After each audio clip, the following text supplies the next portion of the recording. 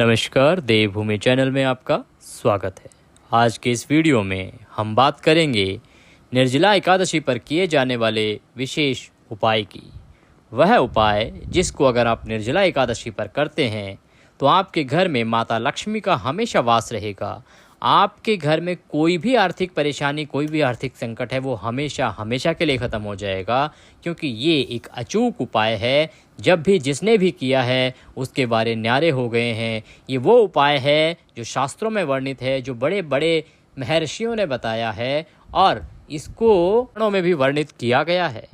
वहीं से ये उपाय है, इसीलिए इस उपाय को आप ध्यान से सुने, आखिर तक सुने और यह उपाय निर्जला एकादशी वाले दिन आप अवश्य करें। इसको करेंगे तो निश्चय ही आपको माता लक्ष्मी की कृपा होगी और आपको भगवान श्री हरि की कृपा से पूरे जीवन धन की कोई कमी नहीं रहेगी। देखिए, उपाय बहुत सारे होते हैं, पर कुछ उपाय ऐसे होते हैं जो अगर अचूक रूप से किए जाएं तो वो अवश्य ही कारगर सिद्ध होते हैं। विश्वास की आवश्यकता होती है। आप जब कोई उपाय करें तो उसमें विश्वास दिखाएं। अगर आप भगवान में आस्था रखते हैं तो भगवान की कृपा मिलती है। अगर आप आस्था के साथ कोई काम नहीं करते तो आपको कृपा नहीं मिलती है। ये ठीक उसी प्रकार से है कि जैसे अगर आप सामान्य जन के साथ कोई रिश्ता रखते हैं, उसमें आस्था श्रद्धा रखते हैं, तो आपको वह जो रिश्ता है वो अच्छा फल देता है। उसी प्रकार से अगर आप भगवान में आस्था रखते हैं, विश्वास रखते हैं, तो अवश्य ही भगवान आपका उद्धार करते हैं, आपकी परेशानियों को हल करते हैं। तो इसीलिए वीडियो को अंत तक देखिएगा। वीडियो में जो जानकारी है उसको कीजिएगा। अवश्य ही यह निर्जला एकादशी आपका भाग्य बदल देगी। यह एक दिन आपका जीवन बदल देगा। वीडियो के कमेंट बॉक्स में जय माँ लक्ष्मी, जय श्री हरि विष्णु लिखना ना भूलें। इससे माँ लक्ष्मी प्रसन्न होंगी और अवश्य ही आपको उनका आशीर्वाद प्राप्त होगा। वीडियो को लाइक करना ना भूलें। चैनल पर नए हैं तो चैनल को सब्सक्राइब कर लें। देखिए, निर्जला एकादशी वैसे बहुत ही महत्वपूर्ण एकादशी होती है। ये वो दिन होता है जो साल में सबसे महत्वपूर्ण एकादशी का दिन होता है, क्योंकि इस एकादशी का जो व्रत है वो बहुत अधिक कठिन है। इसके नियम बहुत अधिक कठिन है। इसीलिए इस दिन जो भी व्रत करता है उसको सर्वाधिक लाभ मिलता है, सर्वाधिक फल प्राप्त होता है, सर्वाधिक भगवान का आशीर्वाद प्राप्त होता है।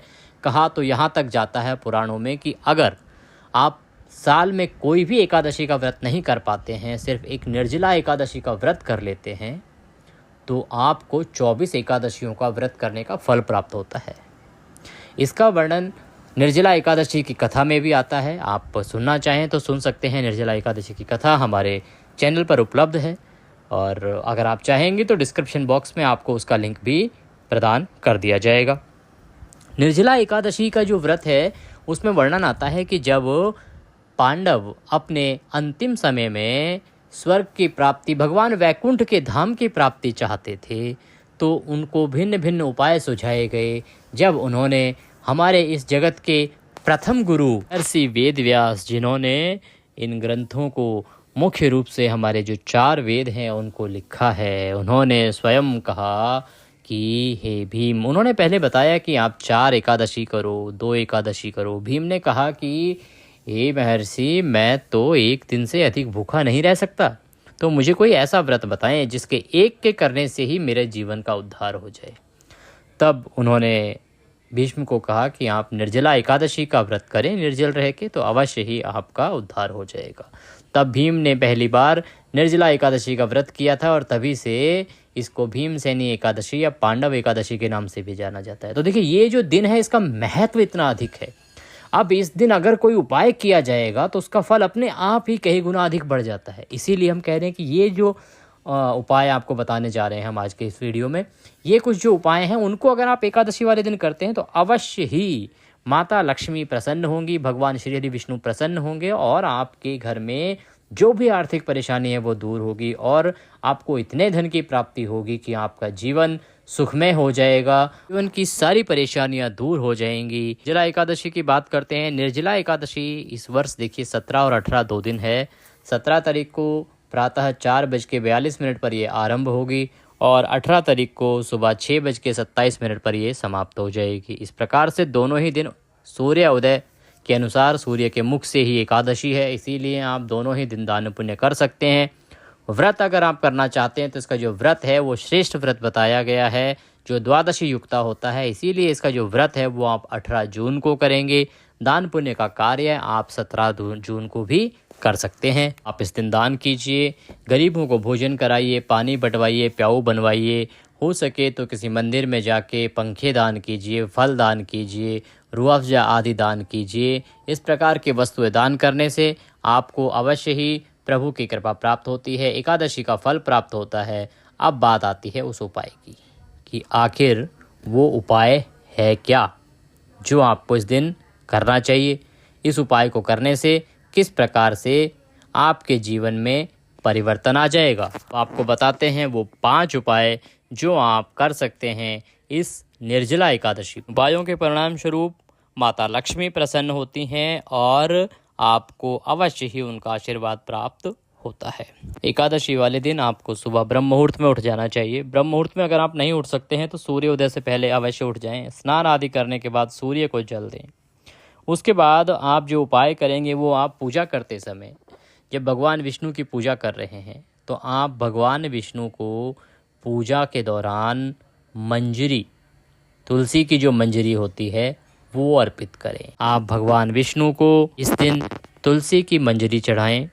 माता लक्ष्मी की कृपा पाने के लिए भगवान विष्णु को प्रसन्न करना बहुत ज़रूरी है। विष्णु जी को भाग्यदाता के रूप में देखा जाता है। इसका अर्थ यह है कि अगर आपका भाग्य तेज होगा तो माता लक्ष्मी की कृपा आप पर बनी रहेगी। निर्जला एकादशी के दिन भगवान विष्णु को तुलसी की मंजरी आपने अर्पित करनी है।